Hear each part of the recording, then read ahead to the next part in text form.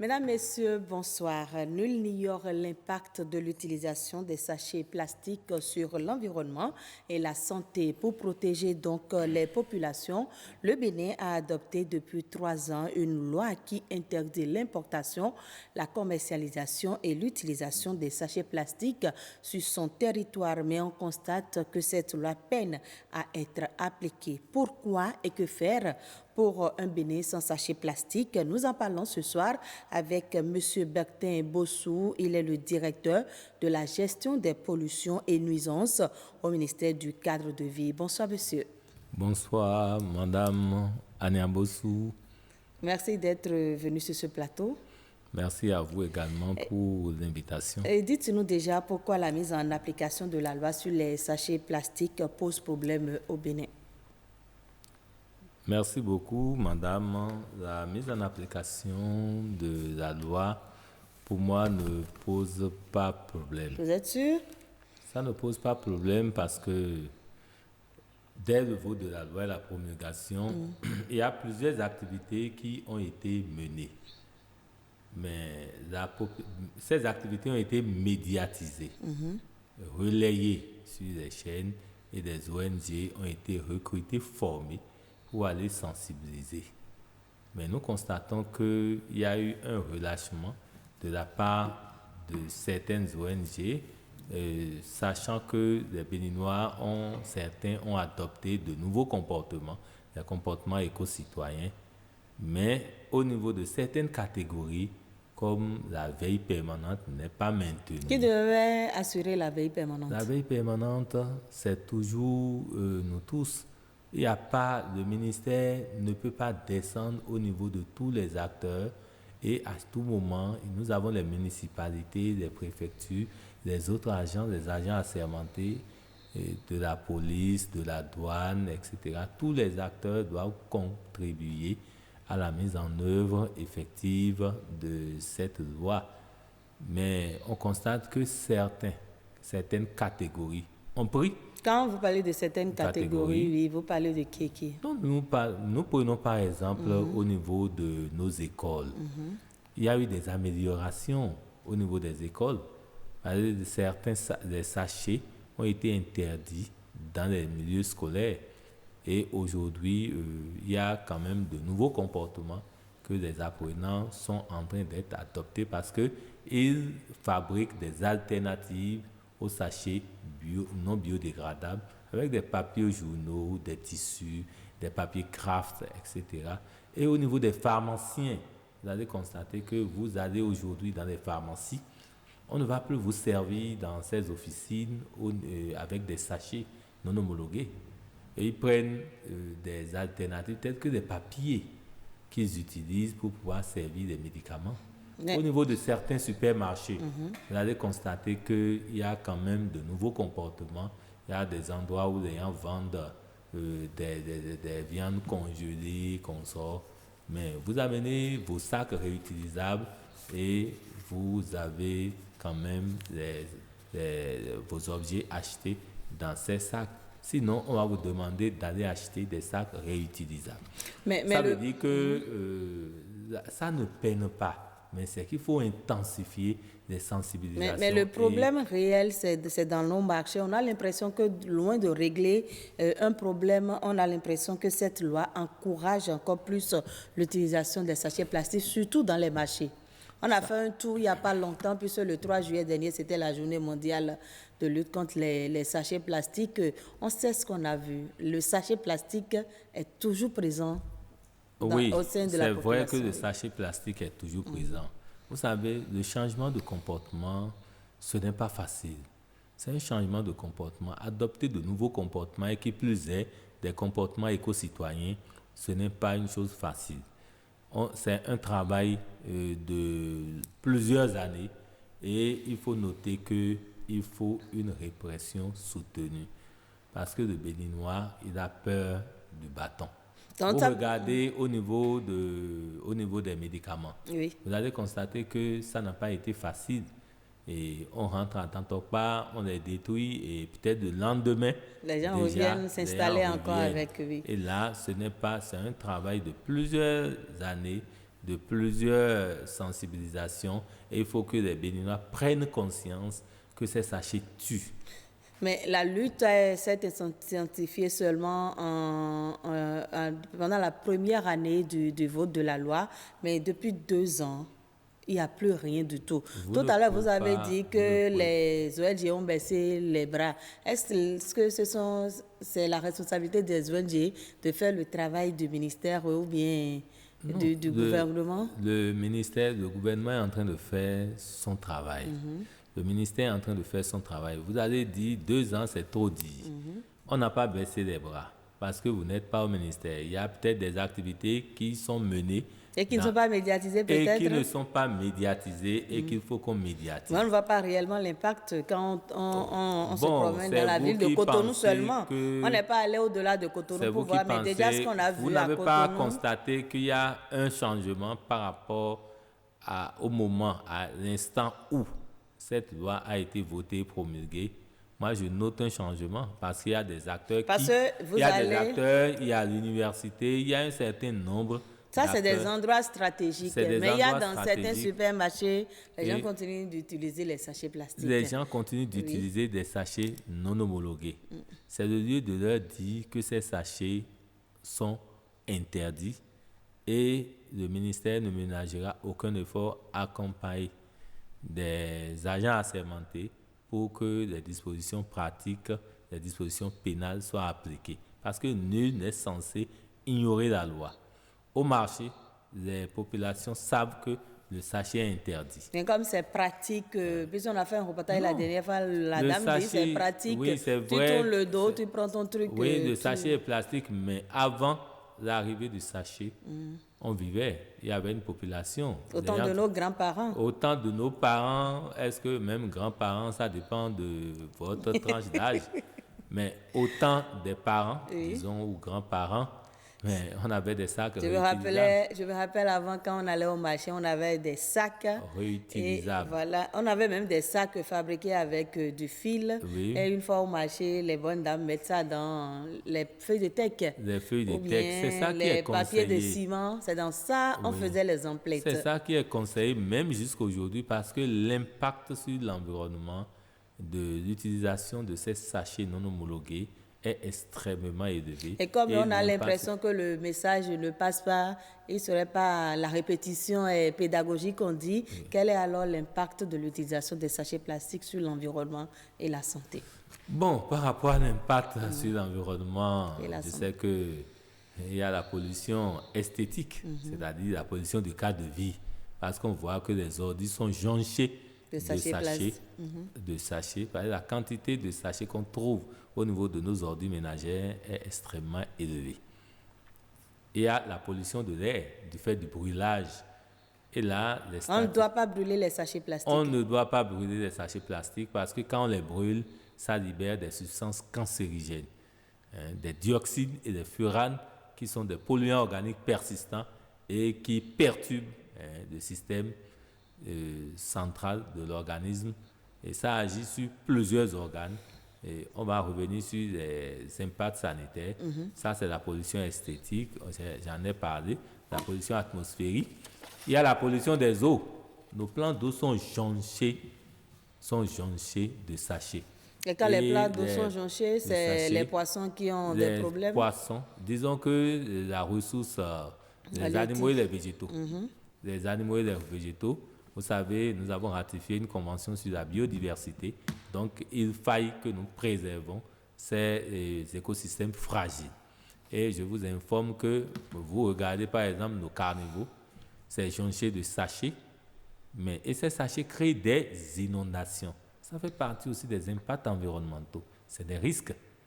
Les inondations constituent des risques pour les individus. Donc, les impacts que cela engendre sont énormes. J'ai parlé de la pollution atmosphérique, de la pollution des eaux. Il y a la pollution des sols. Quand vous enterrez des sachets, comme leur durée en moyenne, c'est 300 ans. C'est entre 200 et 400. Donc, ça veut dire qu'il y a les sachets qu'on utilise aujourd'hui, les générations... peuvent durer sur plusieurs générations. Les générations vont venir les voir si on les informe que c'est enterré à tel endroit. Donc ces sachets empêchent l'infiltration de l'eau et des substances minérales, ce qui va perturber la croissance du végétal. Ça fait partie de la pollution du sol. Donc tous les maillons de l'environnement sont impactés par l'utilisation des sachets non homologués. Et sur la santé? Et sur la santé, vous constatez que ces sachets-là, c'est-à-dire j'emballe par exemple un aliment chaud. Les gens achètent la bouillie dans les sachets. Vous allez constater que les substances chimiques qui sont contenues dans ces sachets sont libérées. Et si c'est libéré pendant plusieurs années, l'individu qui consomme cette alimentation s'intoxique et ça s'accumule. Et nous appelons un phénomène de la bioaccumulation. Donc, l'individu peut avoir toutes les pathologies possibles parce que ça dépend de la résistance de tout un chacun. Ce que l'autre a mangé, qui ne lui a pas donné peut-être la diarrhée, peut te donner la diarrhée du fait du dysfonctionnement de certains systèmes immunitaires et d'autres éléments qu'on ne doit pas citer ici. Donc, nous avons les cas d'infertilité. Ça perturbe aussi le système cardiaque parce qu'on peut avoir des problèmes d'hypertension et d'hypotension. Les fumées ne font pas bon ménage avec la santé. Donc, les affections respiratoires peuvent survenir et diminution aussi du système immunitaire. Et les cas d'infertilité, c'est-à-dire on peut avoir des problèmes de stérilité. Oui, vous l'avez dit. Des problèmes de stérilité. Donc, bref, je ne peux pas... Les sachets plastiques sont dangereux. Sont dangereux et celui qui ne connaît pas des méfaits peut continuer par l'utiliser du fait de l'ignorance, bien sûr. Oui. Et il faut rappeler que les études ont montré que ces sachets sont à l'origine de plusieurs pathologies. Et c'est pour éviter tout cela que notre gouvernement, le Bénin, a adopté depuis 3 ans cette loi. Est-ce que vous pouvez nous rappeler un peu l'essentiel de la loi portant interdiction de l'utilisation du sachet et ses implications? Bon, l'implication, le contenu de cette loi, je tiens à rappeler que c'est... Dans 3 ans, les gens ont eu le temps d'oublier, donc il vaut mieux leur rappeler ça. Je rappelle que c'est la loi d'abord 2017-39 du 26 décembre 2017 portant interdiction de la production, de l'importation, de l'exportation, de la commercialisation, de la détention et de la distribution et de l'utilisation de sachets en plastique non biodégradables en République du Bénin. Donc les premiers chapitres traitent du champ d'application et des clarifications conceptuelles. Donc le deuxième chapitre, c'est des interdictions et le contrôle au niveau du troisième chapitre. Après, nous avons les dispositions pénales, là où il y a les sanctions, et nous avons les dispositions transitoires et les dispositions diverses. Donc voilà le contenu de façon ramassée de la loi. Et en matière de sanctions, qu'est-ce que prévoit cette loi? Bon, parce que moi, je m'intéresse beaucoup plus aux sanctions, celui qui continue d'utiliser, d'importer et de commercialiser le sachet plastique aujourd'hui. Quelles sont les sanctions qui sont prévues? Bon, en fait, au niveau des sanctions plutôt de façon ramassée, il y en a plusieurs catégories. Il y a des commerçants, ceux qui commercialisent, les vendeurs, ceux qui importent, etc. Donc, je peux donner quelques articles saillants. Nous prenons par exemple l'article 13 de la loi qui précise que quiconque commercialise, distribue ou détient des sachets en plastique en contravention aux dispositions de l'article 4 de la présente loi est puni d'une amende allant de 100 000 à 5 millions et d'une peine d'emprisonnement de 3 à 6 mois. En cas de récidive, ces peines passent au double et ces amendes aussi sont doublées. Je prends un autre, toute personne physique ou morale qui vend ou bien qui cède, même à titre gratuit, les sachets non autorisés est puni d'une amende qui va dans l'ordre de 10 000 à 500 000 francs et toujours en cours les mêmes peines, 3 à 6 mois. Ce qui est même malheureux, celui qui jette ces sachets non homologués par-dessus bord véhicule est puni d'une amende allant de 5 000 à 100 000 francs. Mais le conducteur de ce véhicule aussi est puni. Donc, même si je suis dans un taxi et que je jette le sachet... Vous ne serez pas la seule personne à être punie. Le pauvre Même chauffeur le conducteur, parce que c'est lui qui est garant de son véhicule. Donc, en rentrant dans le véhicule, il doit disposer d'une poubelle. On va mettre des poubelles dans les véhicules. Oui, il y en a. Dans les pays développés, vous voyez de petites poubelles dans les véhicules. Parce que si vous finissez de manger, vous ne pouvez pas jeter par les vitres. Donc, il doit prévoir quelque chose pour recueillir les... Quand je dis poubelle, ce n'est pas de grandes poubelles. On prévoit un dispositif pour recueillir les déchets. Et comme les sachets non homologués ne sont des sachets interdits, il vaut mieux éviter ce problème. Parce que ça nous tue. Vivre dans un environnement sain permet un développement durable et permet, parce que ce que nous dépensons dans les médicaments du fait des maladies, si on vous comptabilise par mois, par année, c'est énorme. Or, nous sommes dans un pays où le revenu moyen est faible. Donc, il vaut mieux adopter des comportements qui vont nous permettre de préserver notre santé, d'aller moins à l'hôpital et de vivre dans un cadre de vie sain. Mais est-ce que depuis que cette loi a été votée, est-ce que des gens ont été sanctionnés? Des gens ont été sanctionnés. Des gens ont été sanctionnés. Combien de personnes est-ce qu'on peut avoir? Bon, on ne peut et même dans pas, quel cadre ces personnes-là ont été... Des saisies ont été opérées. Des saisies ont été opérées au niveau du marché, par exemple, d'Antokpa, où il y a des magasins, où il y a des sachets non homologués qui ont été saisis, qui ont été détruits selon les normes environnementales. Détruits selon les normes environnementales en vigueur. C'est pas brûlé? Non, on ne brûle pas les sachets. Pas interdit aux gens de ne pas brûler. Voilà. Nous avons un décret, le décret 2003 portant gestion des déchets solides ménagers, met l'accent sur la valorisation. Donc l'objectif, il y a des structures qui valorisent ces sachets en bâche. Il y a des structures qui transforment ces sachets en de petits grains qu'on utilise pour fabriquer des pavés. Il y a d'autres qui utilisent ça pour des objets.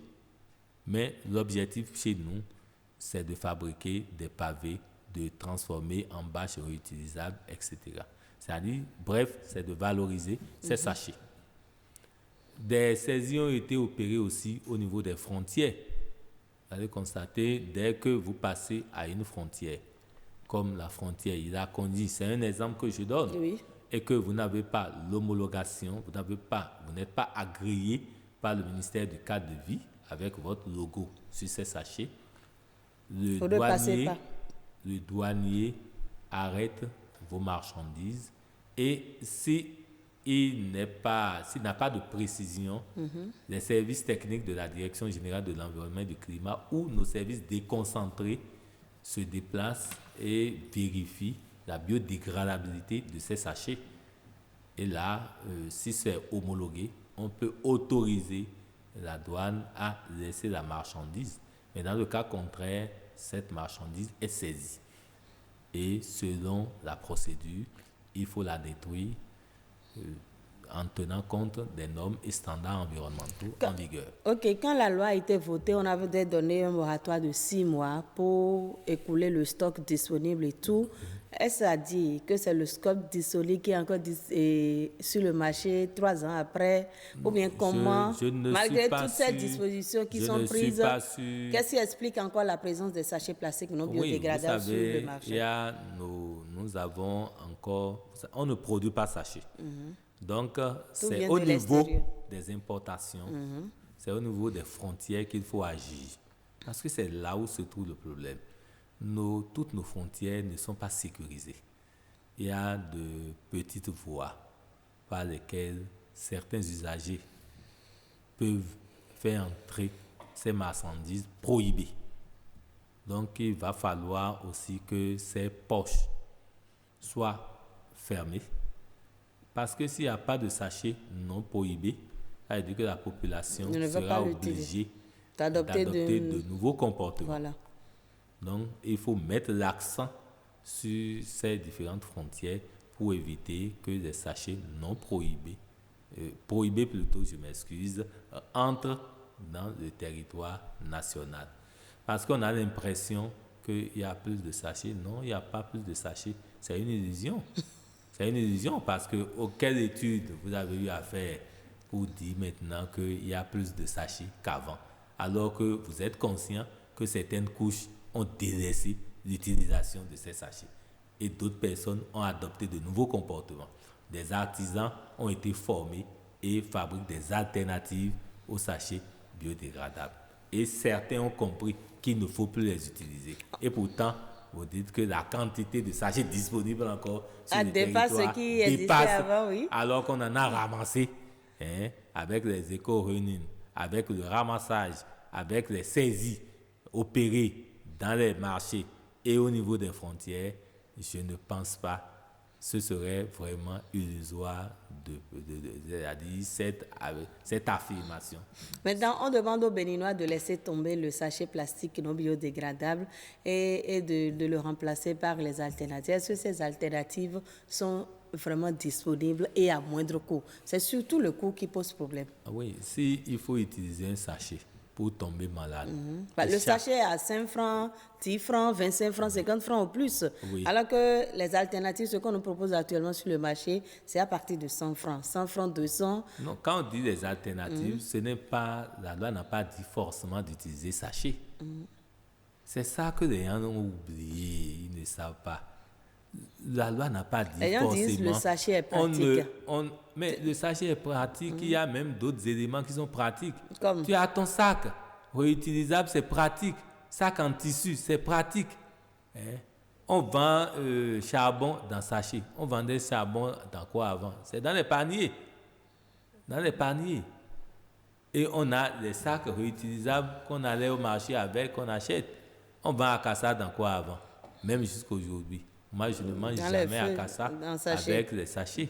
Parce que je connais l'inconvénient, l'impact. On se tue à petits coups. Parce qu'on s'accumule des toxines dans l'organisme. Et ça provoque des calculs rénaux. Là, ce n'est pas bon. On s'intoxique. Un jour, on tombe et on dit, mais on l'a vu hier. On l'a vu hier, il est tombé, il est mort, il est malade, il a fait AVC, etc. Donc, selon vous, les alternatives sont disponibles? Les alternatives sont disponibles. Mais on peut intensifier. d'adopter l'alternative qui lui convient. Oui, parce que les sacs, vous allez au centre de promotion de l'artisanat, là. Il y a quand même des sacs. Ça, c'est de la publicité. Ça, c'est de la publicité. Oui. Bon, donc. Les alternatives sont disponibles. Les alternatives sont disponibles. Vous allez dans nos différents marchés. Vous cherchez des sacs. Vous pouvez en trouver. Vous allez chez les couturiers. Il y a des gens qui continuent par confectionner des sacs réutilisables. Donc, ça dépend. Ça dépend. Et il y a des usines qui fabriquent. Vous allez dans les industries textiles. Certains continuent toujours par fabriquer des sacs en tissu. Mais au temps fort du vote de la loi, on avait reçu une cargaison de sachets plastiques biodégradables. On n'a jamais vu ça sur le marché. Qu'est-ce qui s'est passé? Vous êtes sûr que vous n'avez jamais vu ça sur le marché? Je ne sais pas. Je sais aujourd'hui. Je ne sais pas à quoi ça ressemble, oui. Un sachet plastique biodégradable. Oui, c'est un sachet plastique biodégradable. À quoi ça ressemble? On nous a promis. C'est fabriqué à partir de l'amidon. Oui, ça on sait, mais... La couleur, c'est pâteux. C'est pâteux. Et ça aussi, c'est disponible sur le marché? C'est disponible sur le marché. Nous ne sommes pas là pour faire de la publicité, mais je pourrais vous donner la liste des importateurs qui sont agréés par le ministère du Cadre. Les importateurs vont passer par la direction des relations publiques. Ils vont passer là-bas. Je ne dirai pas... Monsieur Bertin Bossou, oui. Qu'est-ce qui va changer dans les prochains jours? À quoi doit s'attendre le Béninois? Non, le Béninois... Parce que vous avez dit qu'il faut intensifier la lutte. Est-ce qu'au niveau du ministère, vous avez changé de stratégie pour qu'on ait désormais un Bénin sans zéro sachet plastique? Bon, zéro sachet plastique, c'est trop dit, mais quand même, le ministère va travailler à atténuer. Est-ce qu'il y a des actions qui sont prévues déjà? Il y a plusieurs actions qui se mènent. Et comme vous avez souhaité, toutes les actions seront médiatisées dans la mesure de nos possibilités. Parce que des saisies vont s'opérer, bien sûr. Ils vont s'opérer. On va appliquer des dispositions pénales. Parce qu'on a constaté qu'on a assez sensibilisé. Bien vrai qu'on va intensifier. Et comme le Béninois aime la chicotte? Oui, vous constatez vous-même. Quand on avait parlé de casque dans ce pays, les gens ont dit, ben, quand on fait cheveux, on ne mettra pas casque dessus. Mais aujourd'hui, facilement, la femme quitte la coiffeuse, mais elle met avec son casque sur la tête en même temps. elle met casque sur la tête parce qu'il y a chicotte. Donc le Béninois a besoin un peu d'être chicoté pour se remettre au pas. Or, c'est parce que les gens ignorent les impacts. Sinon, on n'a même pas besoin d'être gendarme derrière un Béninois avant que avant que le Béninois adopte de bons comportements, des comportements respectueux de l'environnement. La préservation de l'environnement, ça permet un développement durable. Je tiens toujours à le répéter. Un mot pour finir cet entretien. Bon, l'entretien, je tiens à remercier les journalistes pour ce que vous faites pour nous, pour la sensibilisation des différents acteurs dans l'application de cette loi. Et nous remercions la police républicaine, la douane, et les agents assermentés du commerce et la police environnementale, ainsi que tous ceux qui nous accompagnent. Nous leur demandons d'intensifier les séances de sensibilisation au niveau des départements, des préfectures, des communes relevant des domaines d'intervention des différents préfets, dans les municipalités, les chefs de service environnement, n'ont qu'à descendre dans les différents marchés pour sensibiliser ceux qui continuent pas à utiliser les sachets non homologués, parce qu'on n'a pas prescrit de sachet à quelqu'un dans une pharmacie. On peut vivre sans sachet. Plastique. Merci beaucoup à vous, Monsieur Bertin Bosso. Je rappelle que vous êtes le directeur de la gestion des pollutions et nuisances au ministère du Cadre de Vie. Merci à vous pour toutes ces informations. Mesdames, Messieurs, ce sera tout. Merci de nous avoir suivis.